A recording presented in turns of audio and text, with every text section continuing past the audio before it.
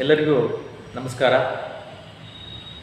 ಆತ್ಮೀಯ ವಿದ್ಯಾರ್ಥಿಗಳೇ, ನಾನು ಈಗಾಗಲೇ ದ್ವಿತೀಯ ವರ್ಷದ ಪಠ್ಯಕ್ಕನುಗುಣವಾಗಿ ಪ್ರಾಚೀನ ಭಾರತದ ಇತಿಹಾಸ ಕುರಿತು ಆನ್ಲೈನ್ ಮುಖಾಂತರವಾಗಿ ನಮಗೆಲ್ಲರಿಗೂ ಅದರ ಬಗ್ಗೆ ವಿಶ್ಲೇಷಣೆ ಮಾಡಿದ್ದೇನೆ. ಇವಾಗ ನಿಮ್ಮ ಪ್ರಶ್ನೆ ಪತ್ರಿಕೆಯ ಅನುಗುಣವಾಗಿ ಪ್ರಮುಖವಾಗಿರ್ತಕ್ಕಂಥ 5 ಮತ್ತು 10 ಅಂಕದ ಪ್ರಶ್ನೆಗಳನ್ನು ನಾವು ಇವತ್ತು ಏನು ಮಾಡೋಣಪ್ಪ ಅಂತಂದ್ರೆ ವಿಶ್ಲೇಷಣೆಯನ್ನು ಮಾಡೋಣ. ದಯವಿಟ್ಟು ವಿದ್ಯಾರ್ಥಿಗಳೇ ಇದನ್ನು ಗಮನವಿಟ್ಟು ಲಕ್ಷ್ಯ ಕೊಟ್ಟು ಈ ವಿಡಿಯೋವನ್ನು ನೋಡಿ ಅದನ್ನು ಬೇರೆದವರಿಗೆ ಏನು ಮಾಡಬೇಕು ಅಂತ ಶೇರ್ ಮುಖಾಂತರವಾಗಿ ಶೇರ್ ಮಾಡಿ. ಈ ಒಂದು ವಿಡಿಯೋವನ್ನು ನಿಮಗೆ ಏನಾದರೂ ಲೈಕ್ ಅನಿಸಿದ್ರೆ ಲೈಕ್ ಮಾಡಿ ಅನ್ನುವಂಥ ಒಂದು ಮಾತನ್ನು ಹೇಳ್ತಾ ಇವತ್ತು ನಾನು 5 ಮತ್ತು 10 ಅಂಕದ ಪ್ರಶ್ನೆಗಳನ್ನು ಅದರ ವಿಶ್ಲೇಷಣೆಯನ್ನು ನಾನು ಮಾಡ್ತಾ ಹೋಗೋಣ. ಮೊದಲದಾಗಿ ಈ ನಿಮ್ಮ ಅಧ್ಯಾಯಕ್ಕೆ ಅನುಗುಣವಾಗಿರ್ತಕ್ಕಂಥ ಒಂದು ನಾವು ಪ್ರಶ್ನಾವಳಿಗಳನ್ನ ನೋಡ್ತಾ ಹೋದಾಗ ಬಹಳಷ್ಟು ಕೆಲವೊಂದು 3-4 ವರ್ಷದ ಪ್ರಶ್ನೆ ಪತ್ರಿಕೆಗಳನ್ನ ನಾನು ಆಧಾರವಾಗಿಟ್ಟುಕೊಂಡು ನೋಡ್ತಾ ಹೋದಾಗ ಕೆಲವು ಅಧ್ಯಾಯದ ಪ್ರಶ್ನಾವಳಿಗಳನ್ನು ನಾವು ಇಲ್ಲಿ ಅದನ್ನ ಸಂಕ್ಷಿಪ್ತವಾಗಿ ವಿಶ್ಲೇಷಣೆಯನ್ನು ಮಾಡ್ತಾ ಹೋಗೋಣ. ಮೊದಲನೇದಾಗಿ ಅಧ್ಯಾಯ 1ರಲ್ಲಿ ಭಾರತದ ಇತಿಹಾಸದ ಮೇಲೆ ಭೂಗೋಳದ ಪ್ರಭಾವ, ಅಂದ್ರೆ ಭಾರತದ ಇತಿಹಾಸದ ಮೇಲೆ ಭೂಗೋಳದ ಪ್ರಭಾವ, ಇದು 5 ಅಂಕದ ಪ್ರಶ್ನೆ. ಇಲ್ಲಿ ಏನು ಬರೀಬೇಕು ಅಂದ್ರೆ ಸಂಕ್ಷಿಪ್ತವಾಗಿ ನಾ ಇದನ್ನ ಹೇಳಿಬಿಟ್ರೆ ನೆಕ್ಸ್ಟ್ ಹೋಗ್ತಾ ಇದ್ದೇನೆ. ಇಲ್ಲಿ ಪೀಠಿಕೆಯನ್ನು ಹಾಕ್ಬೇಕು. ಮೊದಲು ಏನ್ ಮಾಡ್ಬೇಕು, ಪೀಠಿಕೆಯನ್ನು ಹಾಕಿ ನೋಡಿ ಇದಕ್ಕೆ ಏನು ಯಾವ ರೀತಿ ತಗೊಂಡು ಬರೀಬೇಕು ಅಂತಂದ್ರೆ ನೋಡಿ ನಮ್ಮ ಭಾರತ ದೇಶವು ಕೂಡ ಭೌಗೋಳಿಕವಾಗಿ ನಾವೇನು ಇದಕ್ಕೆ ಉತ್ತರವನ್ನು ಕೊಡ್ಬೇಕಾಗ್ತದೆ. ಯಾವ ರೀತಿ ಭೂಗೋಳದ ಮೇಲೆ ಇತಿಹಾಸದ ಪ್ರಭಾವ ಅಥವಾ ಇತಿಹಾಸದ ಮೇಲೆ ಭೂಗೋಳದ ಪ್ರಭಾವ ಯಾವ ರೀತಿ ಬೀರಿದೆ ಅನ್ನೋದನ್ನ ಇಲ್ಲಿ ನಮ್ಮ ಭಾರತದ ನೈಸರ್ಗಿಕ ಲಕ್ಷಣಗಳು ನಾವಿಲ್ಲಿ ನೋಡ್ಬೇಕಾಗ್ತದೆ.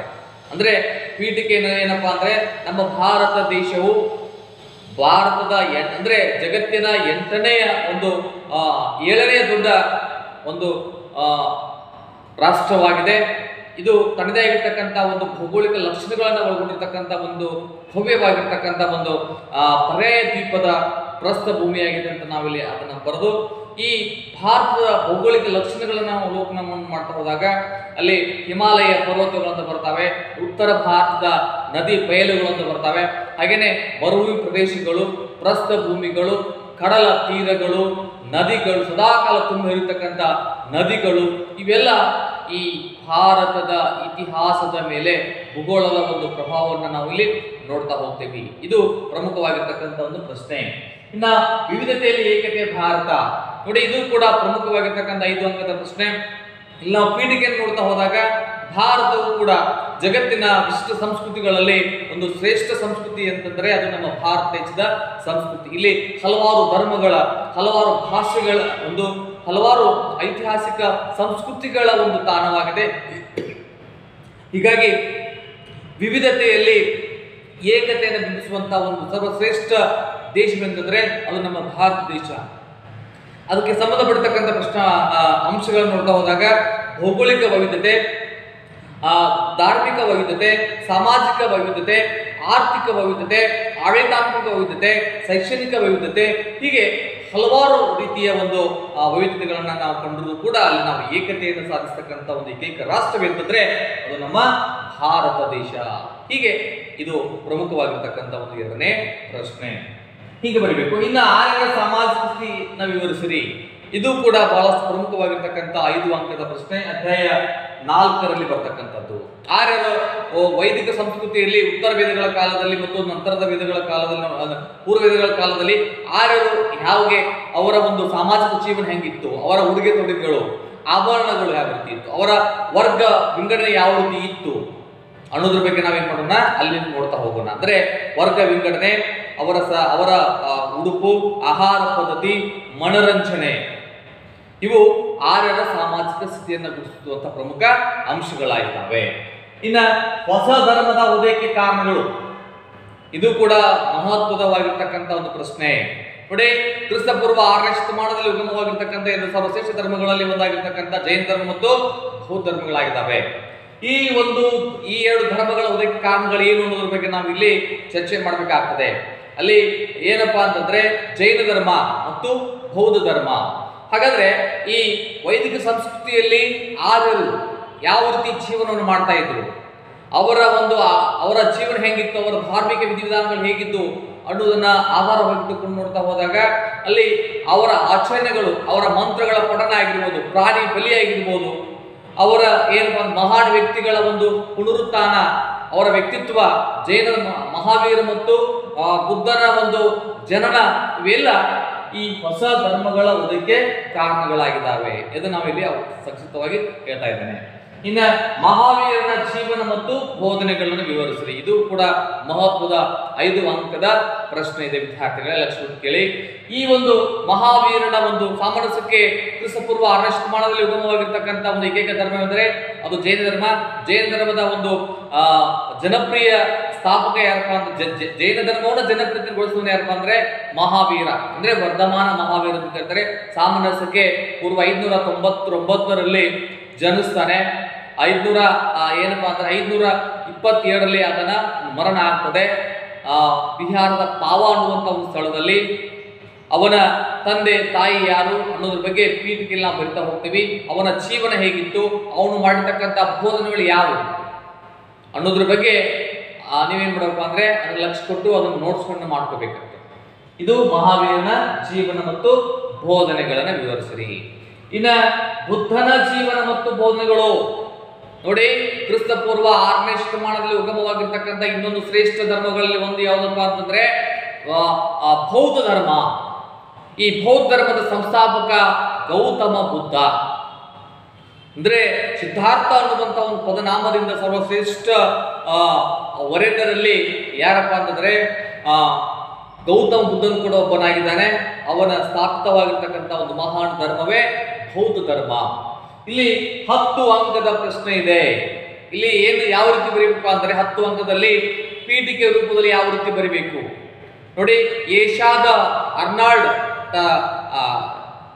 ಅವರ ಒಂದು ಪ್ರಕಾರ ಏಷ್ಯಾದ ಬೆಳಕು ಅಂತ ಕರೀತಾರೆ ಯಾರನ್ನ? ಬುದ್ಧನನ್ನ. ಏಷ್ಯಾದ ಬೆಳಕು ಎಂದೇ ಪ್ರಖ್ಯಾತಿಯನ್ನು ಹೊಂದಿರುವಂತಹ ಬುದ್ಧನು ಬೌದ್ಧ ಧರ್ಮವನ್ನ ಸ್ಥಾಪಿಸಿ ಬೌದ್ಧ ಧರ್ಮವನ್ನ ಜನಪ್ರಿಯತೆಯನ್ನುಗೊಳಿಸುವಲ್ಲಿ ಪ್ರಮುಖ ಪಾತ್ರವನ್ನ ವಹಿಸಿದ್ದಾನೆ. ಇವನ ಆರಂಭಿಕ ಜೀವನ ಹೇಗಿತ್ತು? ಇವನು ಅಂದ್ರೆ ಸಾಮರಸ್ಯಕ್ಕೆ ಪೂರ್ವ 563ರಲ್ಲಿ ಲುಂಬಿನಿ ಅನ್ನುವಂತಹ ಒಂದು ಸ್ಥಳದಲ್ಲಿ ಜನಿಸ್ತಾನೆ. ಇವನ ಮೊದಲ ಹೆಸರು ಸಿದ್ಧಾರ್ಥ. ತಂದೆಯ ಹೆಸರು ಬಹುಮುಖ್ಯವಾಗಿರ್ತಕ್ಕಂಥ ಒಂದು ಏನಪ್ಪಾ ಅಂತಂದ್ರೆ ಈತನ ತಂದೆಯ ಹೆಸರು ಶುದ್ಧೋಧನ, ಶಾಕ್ಯ ಕುಲಿಂದ ಬಂದಿರತಕ್ಕಂಥವನು. ತಾಯಿ ಮಾಯಾದೇವಿ. ಇವರ ಒಂದು ಗರ್ಭದಲ್ಲಿ ಜನಿಸಿದವನೇ ಬುದ್ಧ ಅಂದ್ರೆ ಸಿದ್ಧಾರ್ಥ. ನಂತರ ಗೌತಮ ಬುದ್ಧನಾಗ್ತಾನೆ. ಗೌತಮ ಅಂತಂದ್ರೆ ಗೌತಮಿಯ ಆಶ್ರಯದಲ್ಲಿ ಬೆಳೆದಿರ್ತಕ್ಕಂಥವನು ಯಾವನು?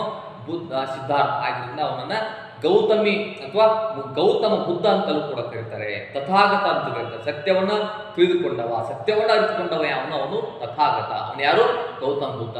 ಅವನ ಆರಂಭಿಕ ಜೀವನ ಎಲ್ಲಿ ಜ್ಞಾನೋದಯವಾಯಿತು? ಅವನು ಎಲ್ಲಿ ಉಪದೇಶವನ್ನ ಪಡೆದ? ಅವನು ಯಾವ ರೀತಿ 4 ಸತ್ಯವನ್ನು ಬೋಧಿಸ್ತಾನೆ? ಅವನು ಯಾವ ರೀತಿ ಅಷ್ಟಾಂಗದ ಮಾರ್ಗವನ್ನು ಬೋಧಿಸ್ತಾನೆ? ಅವನ್ನೆಲ್ಲವನ್ನ ಸಮಗ್ರವಾಗಿ ಜೈನ ಧರ್ಮದ ಪ್ರಮುಖ ಗ್ರಂಥಗಳು ಅವೆಲ್ಲವನ್ನು ನಾವು ನೋಡ್ತಾ ಹೋಗ್ತೇವೆ. ಅಷ್ಟಾಂಗ ಮಾರ್ಗಗಳು.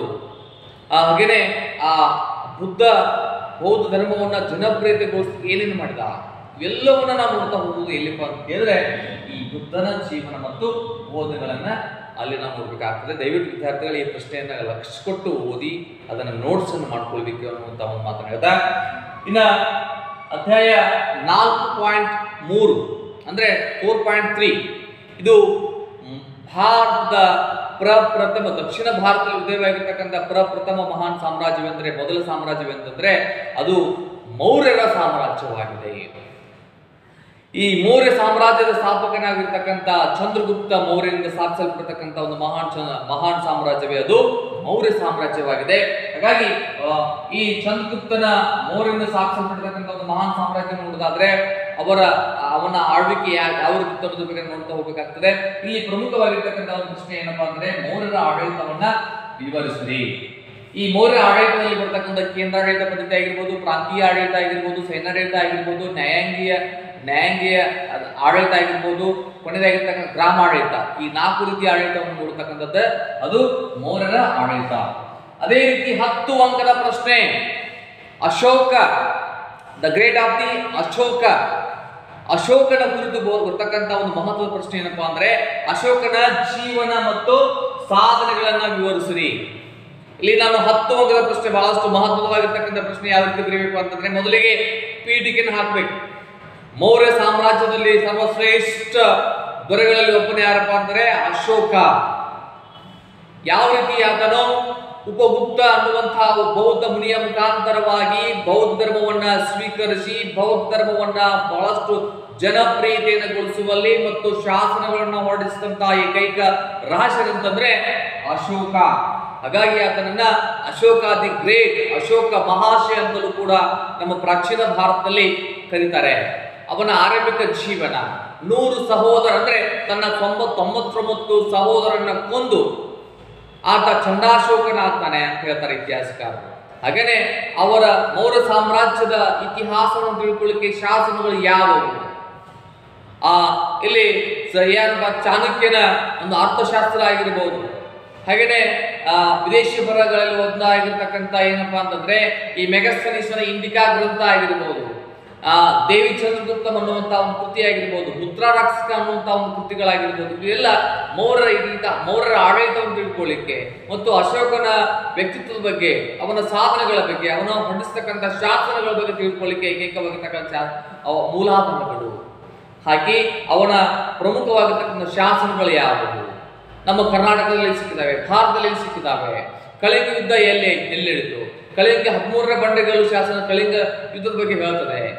ಅವನ ಹೊರಡಿಸ್ತಕ್ಕಂಥ ಶಾಸನಗಳ ಒಂದು ಮಹತ್ವವೇನು ಮತ್ತು ಬೌದ್ಧ ಧರ್ಮವನ್ನ ಜನಪ್ರಿಯತೆಯನ್ನು ಗೊಳಿಸಲಿಕ್ಕೆ ಅಶೋಕನು ಕೈಗೊಂಡಿರ್ತಕ್ಕಂಥ ಪ್ರಮುಖ ಕ್ರಮಗಳು ಯಾವುವು ಅನ್ನೋದ್ರ ಬಗ್ಗೆ ನಾವು ಏನ್ ಮಾಡ್ಬೇಕು ಅಂತಂದ್ರೆ ನೋಡ್ತಾ ಹೋಗ್ಬೇಕಾಗ್ತದೆ. ಇದು ಅತ್ಯಂತ ಮಹತ್ವದ ಪ್ರಶ್ನೆ, ಯಾವುದು? ಅಶೋಕನ ಜೀವನ ಹಾಗೂ ಸಾಧನೆಗಳು. ಇನ್ನ ಕೊನೆಯದಾಗಿರ್ತಕ್ಕಂಥದ್ದು ಏನಪ್ಪಾ ಅಂದ್ರೆ ಸಮುದ್ರಗುಪ್ತನ ಸಾಧನೆಗಳನ್ನ ವಿವರಿಸಿರಿ. ಸಮುದ್ರಗುಪ್ತನ ಅಂದ್ರೆ 4.5 ಅಧ್ಯಾಯದಲ್ಲಿ ನೋಡ್ತಕ್ಕಂಥ ಒಂದು ಪ್ರಮುಖವಾಗಿರ್ತಕ್ಕಂಥ ಪ್ರಶ್ನೆ ಏನಪ್ಪಾ ಅಂತಂದ್ರೆ ಸಮುದ್ರಗುಪ್ತನ ಸಾಧನೆ ಏನು? ನೋಡಿ, ಗುಪ್ತ ವಂಶದ ಸರ್ವಶ್ರೇಷ್ಠ ದೊರೆಗಳಲ್ಲಿ ಒಬ್ಬನೇ ಯಾರಪ್ಪ ಅಂತಂದ್ರೆ ಸಮುದ್ರಗುಪ್ತ. ಈತನು ತನ್ನ ಸೈನಿಕ ಸಾಧನೆಗಳಿಂದಾಗಿ ಗುಪ್ತ ವಂಶವನ್ನ ಹೆಚ್ಚು ವಿಸ್ತರಣೆಗೊಳಿಸಿದಂತಹ ಕೀರ್ತಿ ಸಮುದ್ರಗುಪ್ತನಿಗೆ ಸಲ್ತದೆ. ಈತನು ಒಬ್ಬ ಕವಿ, ಈತನ ಬಿರುದು ಆಗಿರ್ತಕ್ಕ ಕವಿರಾಜ ಮತ್ತು ಸಂಗೀತ ಪ್ರಿಯನಾಗಿರ್ತಕ್ಕಂಥ ಈತನು ಕೂಡ ಈ ಗುಪ್ತ ವಂಶದ ಸ್ಥಾಪನೆಗೆ ಪ್ರಮುಖವಾಗಿರ್ತಕ್ಕಂಥ ಪಾತ್ರವನ್ನ ವಹಿಸಿದ್ದಾನೆ ಅಂತ ತಿಳ್ಕೊಂಡು ಪೀಠಿಕೆಯಲ್ಲಿ ಬರೀಬೇಕು. ಆತನ ಪ್ರಮುಖವಾಗಿರ್ತಕ್ಕಂಥ ಸೈನಿಕ ಸಾಧನೆಗಳು ಏನಪ್ಪಾ ಅಂದ್ರೆ ಉತ್ತರ ಭಾರತದ ದಿಗ್ವಿಜಯಗಳು, ದಕ್ಷಿಣ ಭಾರತ ದಿಗ್ವಿಜಯಗಳು ಯಾವ ಅನ್ನೋದ್ರ ಬಗ್ಗೆ ನಾವೇನ್ ಮಾಡೋಣ ಅದನ್ನ ನೋಟ್ಸ್ ಅನ್ನ ಮಾಡ್ಕೊಳ್ಬೇಕಾಗ್ತದೆ. ಹೀಗೆ ಪ್ರಮುಖವಾಗಿರ್ತಕ್ಕಂಥ ಈ ಪ್ರಮುಖವಾಗಿರ್ತಕ್ಕಂಥ 10 ಅಂದ್ರೆ ಇನ್ನೊಂದು ಬರ್ತದೆ ಯಾವ್ದಪ್ಪ ಅಂತಂದ್ರೆ ಸಮುದ್ರಗುಪ್ತನ ನಂತರ ಗುಪ್ತರ ಯುಗವನ್ನ ಅಂದ್ರೆ 10 ಅಂಕದ ಪ್ರಶ್ನೆ ಬರ್ತಕ್ಕಂಥದ್ದು ಯಾವ್ದಪ್ಪ ಅಂತ ಕೇಳಿದ್ರೆ 10 ಮಾರ್ಕ್ಸ್ ಕ್ವಶನ್ಸ್. ಗುಪ್ತರ ಯುಗವನ್ನ ಸುವರ್ಣ ಯುಗ ಅಂತ ಯಾಕೆ ಕರೆದ್ರು? ಸುವರ್ಣ ಯುಗ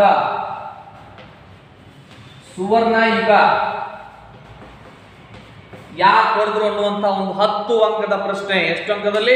10 ಅಂಕದ ಪ್ರಶ್ನೆ. ಬಹಳಷ್ಟು ಪ್ರಮುಖವಾಗಿರ್ತಕ್ಕಂಥ ಒಂದು ಪ್ರಶ್ನೆ ಆಗಿದೆ ವಿದ್ಯಾರ್ಥಿಗಳಿಗೆ.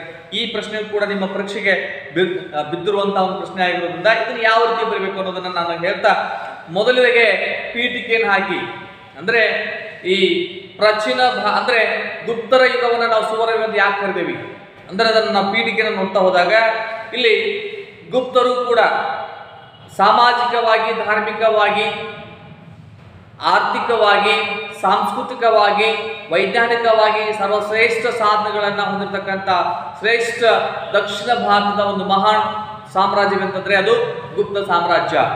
ಹೀಗಾಗಿ ಇವರ ಒಂದು ಈ ಎಲ್ಲಾ ಕ್ಷೇತ್ರಗಳ ಒಂದು ಬೆಳವಣಿಗೆಯ ಆಧಾರವಾಗಿಟ್ಟುಕೊಂಡು ನೋಡ್ತಾ ಹೋದಾಗ ಇವರ ಯುಗವನ್ನು ನಾವು ಇಲ್ಲಿ ಅವರ ಆ ಯುಗದ ಪ್ರಗತಿಯ ಆಧಾರವಾಗಿ ನಾವು ಗುಪ್ತರ ಯುಗವನ್ನು ನಾವಿಲ್ಲಿ ಸುವರ್ಣ ಯುಗ ಅಂತ ನಾವು ಕರಿತೀವಿ.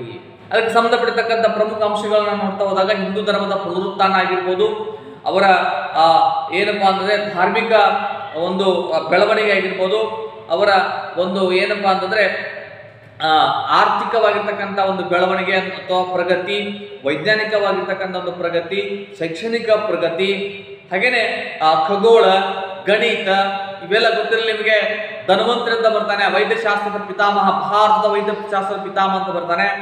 ಇಲ್ಲಿ ಗಿಡಮೂಲಿಕೆಗಳ ಮುಖಾಂತರವಾಗಿ ನಮ್ಮ ಆಯುರ್ವೇದ ಒಂದು ಏನು ಬೆಳವಣಿಗೆ ಅದು ನಮ್ಮ ಪ್ರಾಚೀನ ಭಾರತದ ಈ ಗುಪ್ತ ಯುಗದಲ್ಲಿ ನಾವು ನೋಡ್ತಾ ಹೋಗ್ತೀವಿ. ಹಾಗೇನೆ ಎಲ್ಲಾ ಕ್ಷೇತ್ರಗಳ ಒಂದು ಬೆಳವಣಿಗೆ ಆಧಾರವಾಗಿಟ್ಟುಕೊಂಡು ನೋಡ್ತಾ ಹೋದಾಗ ಪ್ರಗತಿಯ ಮುಖಾಂತರವಾಗಿ ಅವರ ಯುಗವನ್ನು ನಾವಿಲ್ಲಿ ಗುಪ್ತರ ಯುಗವನ್ನು ನಾವಿಲ್ಲಿ ಸುವರ್ಣ ಯುಗ ಅಂತ ನಾವು ಕರಿತೀವಿ. ಓಕೆ ವಿದ್ಯಾರ್ಥಿಗಳೇ, ಇವತ್ತು ನಾವು ಇಷ್ಟು ಒಂದು 50% ಏನ್ ಮಾಡಿದ್ವಿ ಅಂತಂದ್ರೆ ಮಹತ್ವ ಪ್ರಶ್ನೆಗಳನ್ನ ನಾವು ಇಲ್ಲಿ ನೋಡ್ತೀವಿ. ಇನ್ನು ನಂತರದ ಅವಧಿಯೊಳಗೆ ಉಳಿರ್ತಕ್ಕಂಥ ಪ್ರಮುಖ ಪ್ರಶ್ನಾವಳಿಗಳನ್ನ ನಾವು ಇಲ್ಲಿ ನೋಡ್ತಾ ಹೋಗೋಣ. ದಯವಿಟ್ಟು ಎಲ್ಲ ವಿದ್ಯಾರ್ಥಿಗಳಿಗೆ ಒಂದು ಮನವಿ ಏನಪ್ಪಾ ಅಂದರೆ ಈ ಮಹತ್ವದ ಪ್ರಶ್ನೆಗಳನ್ನ ತಾವೆಲ್ಲ ಬರೆದು ಅದರ ಬಗ್ಗೆ ಪ್ರಮುಖ ಪಾಯಿಂಟ್ಸ್ಗಳನ್ನ ಮಾಡಿ ಸದಾಕಾಲ ಓದ್ರಿ ಎನ್ನುವಂತ ಒಂದು ಮಾತನ್ನು ಹೇಳ್ತಾ, ಈ ವಿಡಿಯೋ ನಿಮಗೆ ಲೈಕ್ ಆದ್ರೆ ಬೇರೆಯವರಿಗೆ ಶೇರ್ ಮಾಡಿ, ಹಾಗೆಯೇ ಸಬ್ಸ್ಕ್ರೈಬ್ ಮಾಡಿ ಅನ್ನುವಂಥ ಒಂದು ಮಾತನ್ನು ಹೇಳ್ತಾ ಎಲ್ಲರಿಗೂ ಕೂಡ ಮತ್ತೊಮ್ಮೆ ಧನ್ಯವಾದಗಳನ್ನು ತಿಳಿಸ್ತಾ ಇದ್ದೇನೆ.